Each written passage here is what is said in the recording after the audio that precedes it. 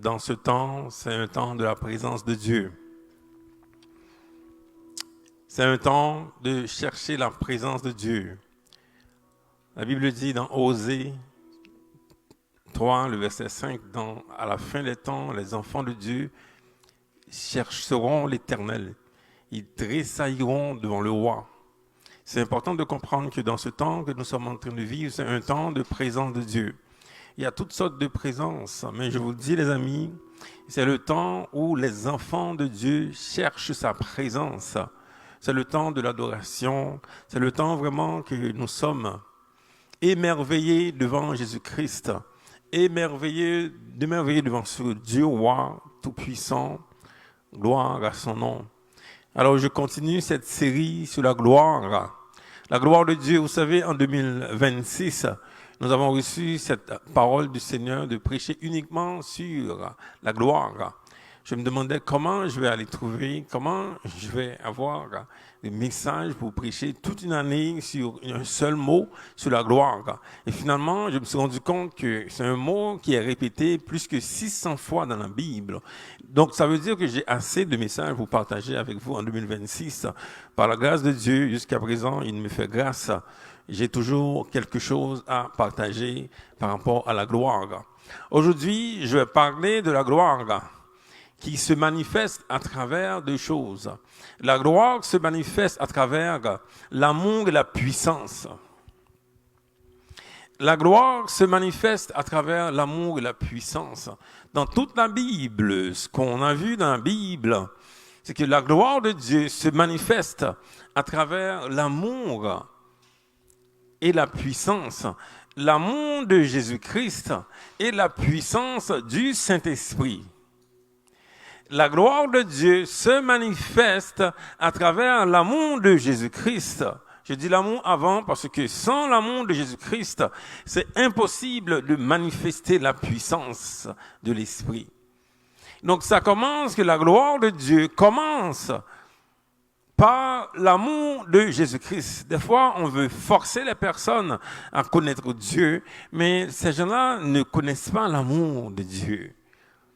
La religion veut nous forcer à faire des choses, mais je vous dis les amis, si on n'a pas expérimenté l'amour de Dieu en Jésus-Christ, c'est impossible de l'aimer, c'est impossible de suivre quoi que ce soit, c'est impossible de lire la parole de Dieu, parce que tout commence par l'amour en Jésus-Christ. C'est quand on découvre l'amour en Jésus-Christ, à ce moment-là, on peut aller vers autre chose. C'est important les amis de commencer par l'amour en Jésus-Christ. Alléluia.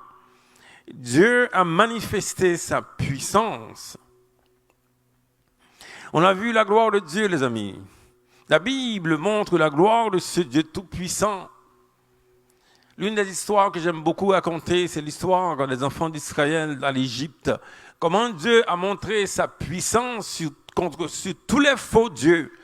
Il y a beaucoup de faux dieux dans ce monde, mais le Dieu de la Bible, ce Dieu a montré sa supériorité par rapport à tous ces faux dieux. C'est l'une des raisons pour laquelle que je sers ce Dieu, parce que je sais qu'il est tout puissant. Il n'y a aucun faux Dieu qui a le pouvoir sur lui. Il règne sur le trône, il est le vrai Dieu, le seul vrai Dieu. Il est tout puissant, alléluia. Aujourd'hui, nous allons parler de l'amour de ce Dieu, l'amour de ce Dieu en Jésus-Christ. Nous allons également parler de la puissance de ce Dieu par le Saint-Esprit. Il y a un verset que tout le monde connaît là, même les non-chrétiens connaissent ce verset. Jean 3,16. C'est le verset, je pense, qui est le plus connu de toute la Bible. Il y a beaucoup de personnes qui connaissent ce verset. Je peux dire la plupart des gens connaissent ce verset. Mais c'est quoi le contexte de ce verset et comment qu'on arrive là? C'est important. Donc, le verset Jean 3,16, qui dit « Car Dieu a tant aimé le monde qu'il a donné son Fils unique afin que quiconque croit en lui ne périsse point, mais qu'il ait la vie éternelle. » Donc Jésus est venu afin que les amis, que les gens qui me regardent ne périssent point. Ça veut dire que nous sommes en train de périr. La venue de Jésus, c'est d'arrêter d'arrêter la corruption, d'arrêter que nous sommes en train de périr. Dieu a envoyé Jésus-Christ sur la terre par amour. Par amour, il a envoyé Jésus-Christ sur la terre par amour parce que nous sommes en train de périr. Ce n'est même pas la peine de vous faire un dessin, ce n'est même pas la peine de vous faire une démonstration. C'est un monde qui est en train de périr, ça, on le voit, ça. Mais la solution de Dieu pour ce monde, c'est Jésus-Christ. Mais ça, il le fait par amour. Maintenant, comment qu'on arrive là? Comment qu'on arrive à ce verset 16? Je vais retourner au verset 1er. Dans quel contexte qu'on arrive au verset 16? C'est très important, les amis, de comprendre le contexte et ça va vous aider beaucoup. Parce que le contexte ici de ce verset, c'est un contexte religieux. C'est un contexte, il y avait un docteur religieux. Un docteur de la loi en Israël, un homme religieux. Il y a beaucoup de gens aujourd'hui qui sont religieux. Il y a des gens qui pensent que la chrétienté, c'est une religion. Ça n'a rien à voir avec une religion. Un religieux, si vous voyez, regardez au verset 1er. La Bible dit, il y eut un homme d'entre les pharisiens, donc un religieux, nommé Nicodème, un chef des Juifs, qui vint, lui, auprès de Jésus de nuit et lui dit, « Rabbi, nous savons que tu es un docteur venu de Dieu, car personne ne peut faire ces miracles que tu fais si Dieu n'est avec lui. » Jésus lui répondit, en vérité, je te le dis, si un homme ne naît de nouveau, il ne peut voir le royaume de Dieu. » Alors que le chef religieux qui a toute l'information, il y a beaucoup de chefs religieux aujourd'hui là, qui ont beaucoup d'informations, qui sont remplis d'informations. Jésus introduit un mot ici que ce chef religieux ne connaissait pas. Et la religion ne connaît pas ce mot. Il parle de nouveau-né, la nouvelle naissance. La religion ne connaît pas ce mot. Toutes les religions au monde ne connaissent pas ce mot. Le mot, la nouvelle naissance, nouveau-né. Parce que vous voyez, il y a un docteur de la loi qui est censé connaître toute la loi en Israël. Il y a un pharisien, ces gens qui ont étudié toute la Bible. Il y a des gens qui ont passé beaucoup de temps à étudier, qui font des doctorats sur la Bible, qui ont étudié, mais qui ne connaissent pas la nouvelle naissance. Donc Jésus introduit un mot que ce docteur ne connaissait pas. Il parle de la nouvelle naissance. Il dit, un homme, si tu n'es pas né de nouveau, eh bien, tu ne pourras pas rentrer dans le royaume de Dieu. Alors que ce chef religieux devait se poser la question, parce que moi, je suis un religieux. Je connais la Bible, je connais le Torah, je connais toutes sortes de textes, les saintes écritures. Il y a plein de monde qui connaissent beaucoup de choses, mais qui n'ont pas l'essentiel. Ce que Jésus a parlé ici, il a parlé de la nouvelle naissance, être nouveau-né. Au verset 4 maintenant, on va continuer.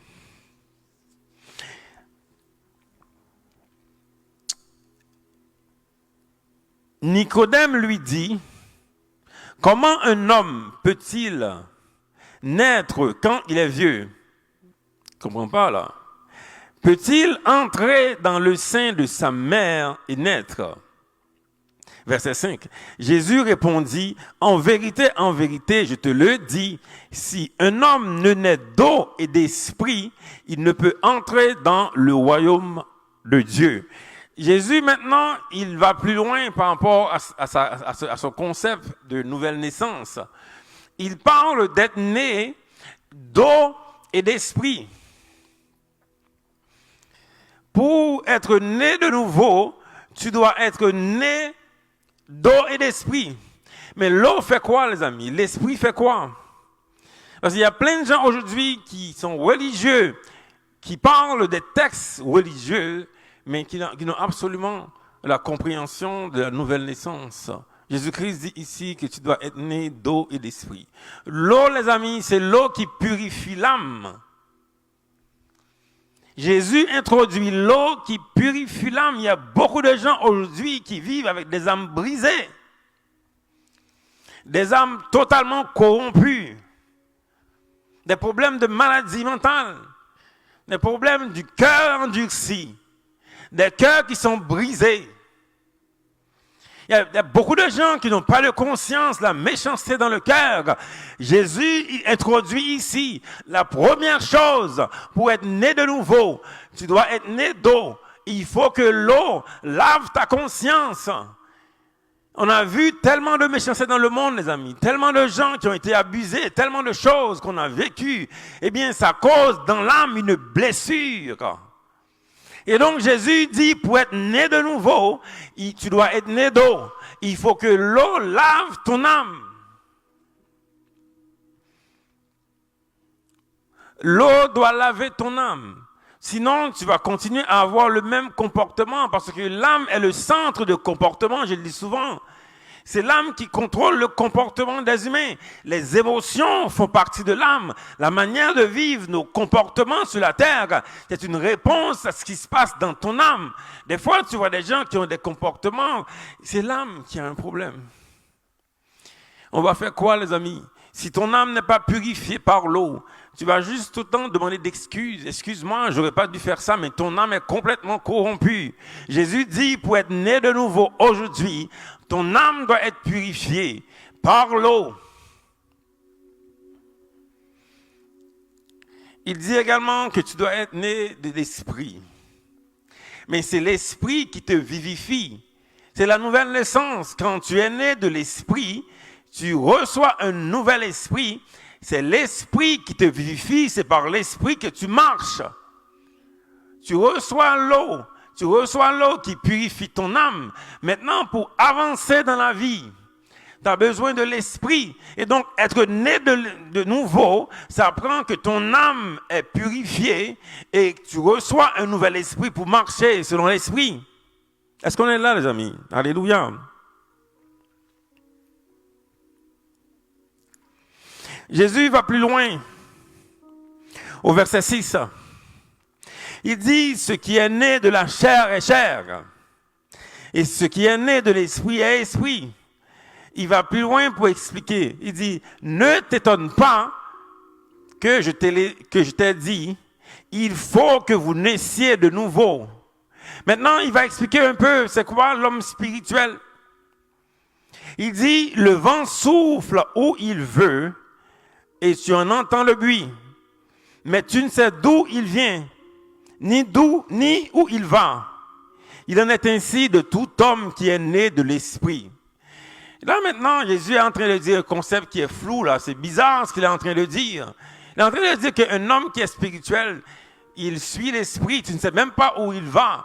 Dans le monde aujourd'hui, on a beaucoup de plans. En 2026, on a tellement de plans.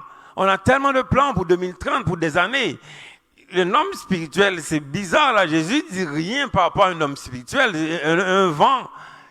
C'est un homme qui suit l'esprit. C'est un homme qui est habité par le Saint-Esprit. Mais il est en train de suivre l'esprit. Le peuple d'Israël, pendant 40 ans, a vécu dans le désert. Il suivait la nuée. Ils suivaient la colonne de feu. Et c'est la raison pour laquelle que ce peuple était protégé. La Bible dit que leurs chaussures, pendant 40 ans, n'ont pas été détruites. C'est bizarre, ça. Ils ont reçu la manne pendant 40 ans. Dieu a pris soin d'eux. Parce que eux, ils suivaient l'esprit. Jésus parle ici de l'homme spirituel, là. L'homme spirituel, c'est un homme, tu ne sais même pas qu'est-ce qu'il fait. Il y a des gens qui n'aiment pas ça, là. On aime tellement avoir le contrôle. On aime tellement avoir le contrôle, on contrôle les gens. On contrôle, mais Jésus a dit non, l'homme spirituel ne vit pas comme ça. Maintenant, au verset 9, Nicodème est perdu, là, le religieux est perdu. De quoi tu parles? Tu me parles d'eau, tu me parles d'esprit. Maintenant, tu me parles de nouveau-né. Maintenant, tu me parles de quoi maintenant? Là, complètement perdu. Au verset 9, il dit, comment, là, il pose une bonne question. Comment cela peut-il se faire? Jésus va lui dire quelque chose de bizarre. Au verset 10, Jésus lui répondit, tu es le docteur d'Israël. Et tu ne sais pas ces choses. Tu es le docteur d'Israël, tu ne sais pas ces choses. Il dit, en vérité, je te dis, nous disons, ce que nous savons et notre témoignage de ce que, et nous rendons témoignage de ce que nous avons vu, et vous ne recevez pas notre témoignage. Verset 12. Si vous ne croyez pas quand je vous ai parlé des choses terrestres, comment croirez-vous quand je parlerai des choses célestes? Il dit, personne n'est monté au ciel si ce n'est celui qui est descendu du ciel. Le Fils de l'homme, lui, c'est lui qui est descendu du ciel. Maintenant, qu'est-ce que Jésus-Christ est en train de dire? Jésus est en train de parler du manque de foi de la religion. Il dit, mais toi qui te dis docteur, tu connais la parole, mais tu ne sais même pas de quoi je parle. Il dit, tu ne sais pas parce que tu ne crois pas. C'est le manque de foi qui t'empêche de croire. C'est le manque de foi qui t'empêche de croire ce que je suis en train de dire. Quand on parle aux gens, quand on raconte notre témoignage, Jésus parle de son témoignage, quand on raconte notre témoignage aux gens, malgré tout, les gens rejettent Dieu. C'est une question de manque de foi. Jésus est en train de dire à l'homme, le docteur de la loi ici, là, qui est censé connaître la loi, il dit, ton problème, c'est un problème de foi, parce que tu ne crois pas en moi, tu ne crois pas en ce que je dis. Au verset 14, Jésus va continuer. Jésus va dire au verset 14, et comme Moïse éleva le serpent dans le désert, il faut de même que le Fils de l'homme soit élevé, afin que quiconque croit en lui ait la vie éternelle. Et c'est là maintenant, on va arriver au verset 16 que tout le monde connaît. Il a dit, car Dieu a tant aimé le monde qu'il a donné son Fils unique afin que quiconque croit en lui ne périsse point, mais qu'il ait la vie éternelle. Est-ce que vous voyez un peu le contexte, comment qu'on arrive à ça? Maintenant, qu'est-ce que Jésus a dit au verset 14 et 15, là, quand il parle que Moïse, comme Moïse élevait le serpent dans le désert, il y avait un problème en Israël, il y avait une maladie qui tuait beaucoup de personnes. Moïse, pour guérir le peuple, Moïse a sorti avec son pouvoir, il a mis un serpent sur une croix. Quand les enfants d'Israël avaient les yeux fixés sur le serpent, ils étaient guéris. La puissance que Dieu a mis dans la main de Moïse, c'était que les enfants d'Israël devaient regarder la croix. Une croix surélevée. Mais Jésus parle ici que moi-même je serai surélevé sur cette croix. Jésus lui-même était sur cette croix. Et donc, pour qu'on puisse vivre, on doit garder les yeux sur Jésus-Christ à la croix. Pour recevoir cette vie éternelle, tu dois avoir tes yeux sur Jésus qui est surélevé. Jésus est élevé sur la croix. Les enfants d'Israël n'avaient pas le choix de regarder le serpent sur la croix pour recevoir la vie. Sinon, ils allaient mourir. Et c'est la même chose aujourd'hui. On doit fixer nos yeux sur Jésus-Christ à la croix. Si tu veux recevoir cette vie éternelle. C'est ça qu'il dit. Il a dit que de même que Moïse élevait le serpent dans le désert, il faut même que le Fils soit élevé. Afin quoi? Afin que quiconque croit en lui ait la vie éternelle. Bon, pour que tu reçoives la vie éternelle, tu dois avoir tes yeux fixés sur Jésus-Christ à la croix.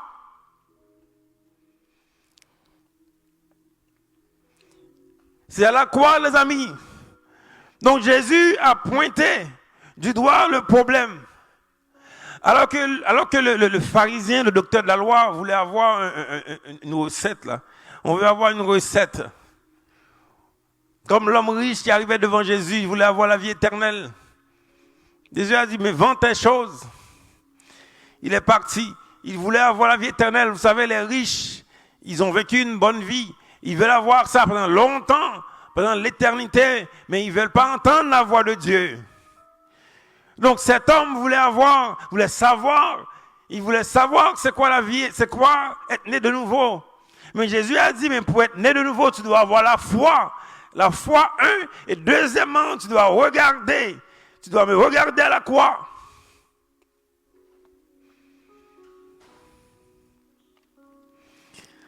Les amis, le résumé de tout ça, là, c'est que nous pouvons recevoir la vie éternelle. Mais pour recevoir cette vie, nous devrions être nés de nouveau. Nés d'eau et d'esprit. L'eau qui purifie notre âme. Et l'esprit qui nous guide.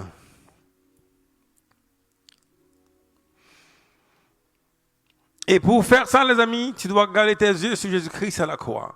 De reconnaître tes péchés. Parce que Jésus, à la croix, il a porté tous les péchés de tout le monde, de tous les hommes, de tous les temps.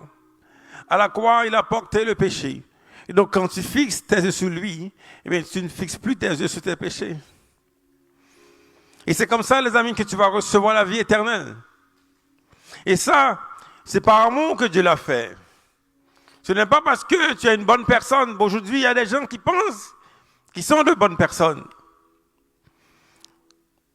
Pas parce que tu es une bonne personne. Moi, je le pensais aussi que j'étais un beau garçon. Je pensais que j'étais sage. Pas parce que tu es une bonne personne. C'est parce que Dieu, par amour, il a envoyé son Fils afin que toi, que tu ne périsses pas. Pas parce que tu es une bonne personne. C'est parce que Dieu l'a fait par amour, les amis. Et c'est ça qui est bizarre de voir. Les gens ne comprennent pas ça. Ils pensent qu'ils doivent payer parce qu'il y a des gens qui veulent payer. Ils veulent payer quelque chose. C'est quoi le montant mensuel pour ça, là? On veut toujours payer, mais quand c'est gratuit, c'est bizarre. Comment tu me donnes la vie gratuitement comme ça? Comment ça tu m'aimes? Il y a des gens qui sont incapables de comprendre que Dieu les aime. Mais Dieu l'a fait gratuitement. Il a donné son Fils à la croix pour quiconque aujourd'hui. Quiconque aujourd'hui, les amis, qui reconnaît ses péchés. Tu fixes la croix. Tu vois en toi, il y a tellement de choses qui ne fonctionnent pas. Eh bien, c'est Jésus qui a pris ça pour toi à la croix. Il a pris tes péchés, il a pris tes peines. Tu fixes tes yeux sur lui et tu reconnais que c'est lui qui a pris ces choses pour toi. Ce n'est pas parce que tu es parfait. C'est uniquement par l'amour de Dieu. Quand tu regardes ta vie, quand tu regardes tes choses, quand tu regardes ton âme, tu vois, ton âme est brisée. Ton cœur est brisé, rempli d'offenses, de méchanceté. Quand tu vois ces choses, qu'est-ce que tu vas faire? Tu ne vas pas laisser la vie passer, là. Pensant arrivant devant Dieu, tu vas le justifier. Il y a des gens qui pensent que devant Dieu, ils peuvent justifier. Tu vas pouvoir accuser ton voisin, là. Il y a des gens qui pensent que parce qu'on est noir, quand on est mort, on va pouvoir justifier devant Dieu pour dire, ah, moi, j'étais un noir sur la terre, là. Je le dois d'y rentrer. Il y a des gens qui pensent qu'ils peuvent justifier à cause de l'injustice sur la terre, ils ont le droit d'aller au ciel. C'est trop tard. Il y a des gens qui pensent également qu'il n'y a pas de jugement. Je vous dis, les amis, il y a une chose qui est certaine, il y a un jugement après la mort. Il y a un jugement après la mort. Il y a un jugement après la mort, les amis. Jésus à la croix, il a pris le jugement. C'est le seul juge. Jésus est le seul juge qui s'est sentencé lui-même. Il aurait pu me sentencer pour mes péchés. Il a lui-même pris mes peines, mes souffrances. Si tu attends, c'est après la mort pour demander pardon ou bien pour justifier les choses dans ton cœur, trop tard pour toi. Parce que Jésus a pris nos peines, les amis, il a pris nos péchés. Et donc, par amour, nous avons vu que la gloire de Dieu se manifeste en son Fils Jésus-Christ par amour. Je disais qu'il y a une deuxième partie de mon message, la gloire se manifeste par la puissance de l'Esprit. Parce que toutes ces choses, les amis, il faut que l'Esprit manifeste. Il faut que l'Esprit manifeste sa puissance pour voir. Tout ce que Jésus a parlé, les amis, c'est par l'Esprit que ça fonctionne. Je ne suis pas en train de vous parler de quelque chose qu'on peut voir là. Ça se manifeste. Moi, ma vie, mon expérience de vie, les choses que Dieu a fait dans ma vie, on le voit maintenant physiquement, mais ça commence par l'Esprit. La puissance de Dieu commence par l'Esprit. Avec l'amour de Jésus-Christ, que moi, quand j'ai accepté cet amour, quand j'accepte mes défauts, quand j'accepte que moi je ne pourrais absolument rien faire pour me sauver, j'ai accepté l'amour de Jésus-Christ. Et c'est maintenant, l'Esprit maintenant va travailler. La puissance de l'Esprit va se manifester. Alléluia. Il y a des gens qui veulent l'Esprit sans Jésus. C'est des démons que tu vas avoir. Il y a plein de monde qui est en train de prier l'univers. L'univers est plein de démons, c'est démoniaque cette affaire-là. Comment tu vas prier l'univers? Mais qu'est-ce qu'il y a dans l'univers? On veut l'univers, on veut Dieu sans Jésus. Mais où tu vas passer? Parce que la gloire commence d'abord par Jésus-Christ. Peu importe ce que tu fais aujourd'hui, peu importe ce que tu reçois aujourd'hui sans Jésus, je te dis, tu vas perdre. Il y a un ennemi qui te trompe. Il te donne $1. Il va prendre 10 après. Parce que Jésus l'a décrit comme le voleur. Dans Jean 10, verset 10, Jésus a dit, c'est un voleur qui ne vient pour dérober, égorger et détruire. Il te séduit pour te détruire. Jésus est le seul qui t'emmène vers Dieu. Si tu le rejettes, c'est un méchant qui va te prendre. Dieu s'est manifesté à travers son Fils Jésus-Christ. Il n'y a rien que tu peux faire aujourd'hui pour justifier cela. Dieu l'a fait par amour. Peu importe ce que tu as vécu dans ta vie d'injustice, tu n'as absolument aucun droit devant Dieu. Il y a des gens qui pensent, à cause de l'injustice qu'ils ont vécue, ils ont le droit devant Dieu pour entrer au ciel, pour avoir la vie éternelle. Jamais tu ne vas pas l'avoir. La vie éternelle est obtenue uniquement par Jésus-Christ. Parce que nous avons reconnu en lui celui que Dieu a envoyé. Il parle de la foi. Tu as la foi en Jésus-Christ. C'est Dieu qui l'a envoyé. Tu as la foi en lui. C'est comme ça que tu reçois la vie éternelle. Pas parce que tu es une bonne personne. Pas parce que tu as été victime de quelque chose. C'est parce que Jésus-Christ est venu par amour. Que Dieu a envoyé son Fils pour nous-mêmes. Que nous avons reçu la vie éternelle. Jésus a sauvé les oppressés. Il a sauvé les oppresseurs. Il sauve tout le monde, les amis. On était ici la semaine passée, une soirée de témoignage, c'était puissant. Un homme qui était complètement perdu dans la drogue. Un ancien meurtrier. Il a rencontré Jésus en prison. Cet homme est devenu un évangéliste puissant. Ça, c'est par amour, les amis. Alléluia, c'est puissant. Et la puissance de l'Esprit qui se manifeste, les amis. Alléluia. Et c'est des choses qu'on voit. La gloire de Dieu se manifeste par l'amour en Jésus-Christ et par la puissance de l'Esprit. Et donc Jésus parlait qu'il sera élevé. À la croix, il est surélevé à la croix. Mort à la croix. Et 50 jours plus tard, Dieu a envoyé le Saint-Esprit.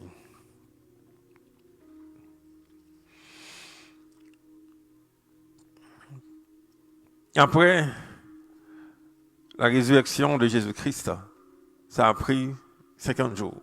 Et donc, 53 jours entre son décès et la venue de l'Esprit Saint qui va manifester la puissance de l'Esprit. Dans Jean 14,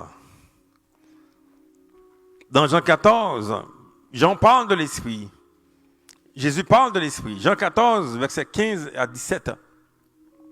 Voici comment Jésus parle de l'Esprit. Il a dit, si vous m'aimez, gardez mes commandements.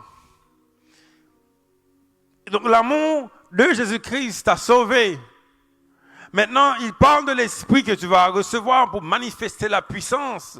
Donc la gloire, encore une fois, je le répète, se manifeste par l'amour de Jésus-Christ et par la puissance de l'Esprit. Maintenant, pour introduire l'Esprit, il parle d'une chose. Il parle de si vous m'aimez. Combien de gens qui aiment Jésus aujourd'hui?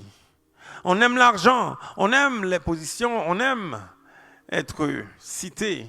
On aime être un influenceur dans le monde aujourd'hui, on aime ça. Mais Jésus dit ici, il parle à ses disciples, donc ceux qui le suivent. Il dit, si vous m'aimez, gardez mes commandements. Il dit, et moi je prierai le Père, il vous donnera un autre consolateur afin qu'il demeure éternellement avec toi. C'est puissant. Éternellement, vous voyez. C'est pas juste qu'il va demeurer avec toi pendant quelques temps sur la terre. C'est pour ça que ceux qui reçoivent l'Esprit ne mourront jamais. Moi, je ne mourrai jamais. Parce qu'il va demeurer avec moi éternellement.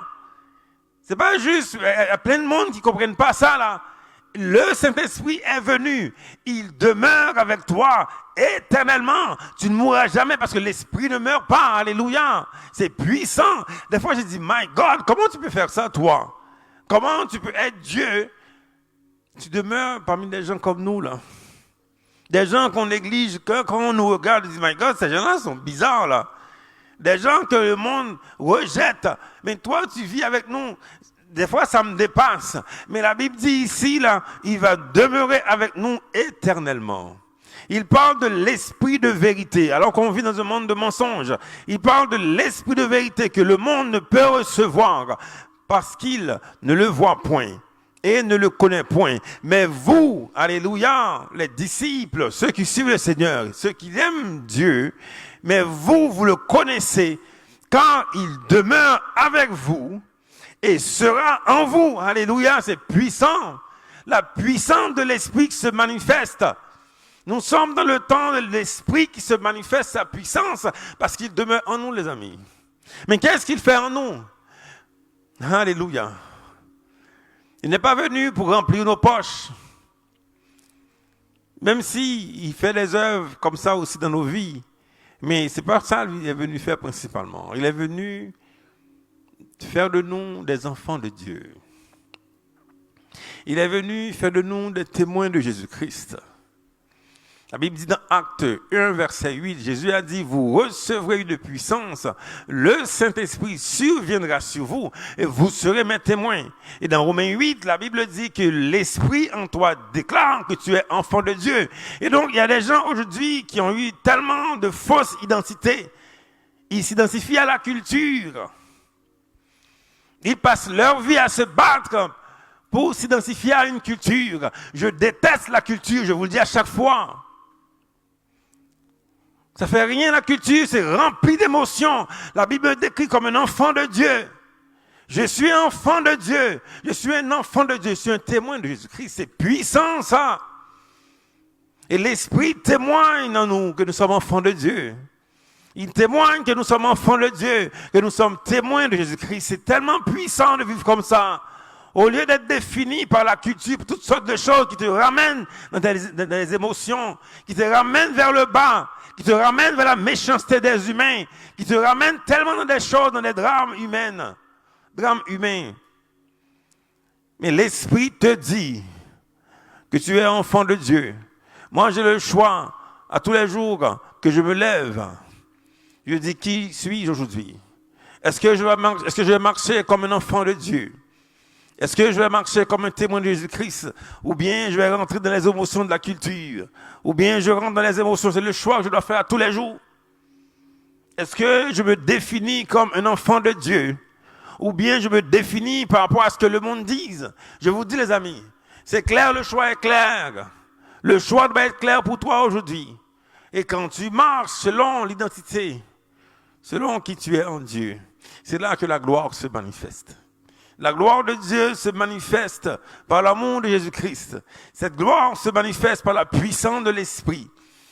La puissance de l'Esprit, les amis, c'est quelque chose qu'on expérimente à tous les jours. À tous les jours, jusqu'à la fin de nos jours, on expérimente la puissance de l'Esprit. Et c'est la raison pour laquelle nous marchons, nous cherchons, alléluia. Nous sommes comme Jésus qui a reçu cette colombe sur son épaule. Nous marchons avec une colombe, alléluia, sur notre épaule. Et nous marchons avec beaucoup de prudence, parce que nous savons qu'il y a une colombe sur nos épaules, alléluia. Et l'Esprit nous parle. Il nous parle de Dieu. Il nous parle de Jésus-Christ. Il témoigne que nous sommes enfants de Dieu. De ne pas avoir peur. Moi qui ai vécu dans une culture de peur, tout le temps avoir peur de toutes sortes de choses. Mais Jésus me parle. Je suis son enfant. Alléluia. C'est le message que j'ai pour vous, les amis, aujourd'hui. Ceux qui ne connaissent pas le